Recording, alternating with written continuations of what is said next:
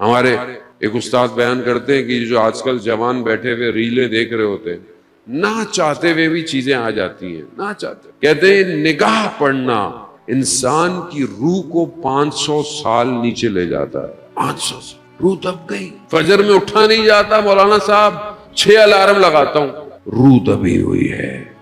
قرآن پڑھنے کا دل ہی نہیں چاہ رہا، قرآن کی آتی ہے کوئی ریل تو میں ہٹا دیتا ہوں، اندر مشکل ہے، مشکل ہے، صاف کرے۔ چوتھی چیز، جب آپس میں بیٹھو بیٹا تو اپنی زبان کی حفاظت کرو، کہ جب انسان آپس میں بیٹھتا ہے تیسرے کی برائی کرتا ہے، چوتھے کی غیبت کرتا ہے، کیا کر رہا ہے؟ مولا متقیان کہتے ہیں کہ انسان اپنی زبان کے پیچھے چھپا ہوا ہے، جب زبان کھولتا ہے تو پتہ چلتا ہے۔ تو ہم کیا ہیں؟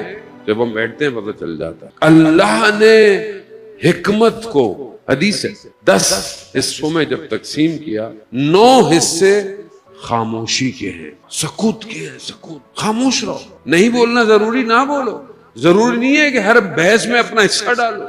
سکوت انسان کے اندر حکمت پیدا کرتا ہے۔ وزان محترم، خوب معاشرہ انہی چیزوں سے صحیح ہوگا۔ معاشرہ صحیح کرنا ہے، اپنے آپ کو صحیح کرنا ہے۔ میں صحیح نہیں ہوا تو گھر صحیح نہیں ہوگا، گھر صحیح نہیں ہوا محلہ صحیح نہیں ہوگا، امام کو کہاں بلائیں گے، امام کو کہاں دعوت دیں گے؟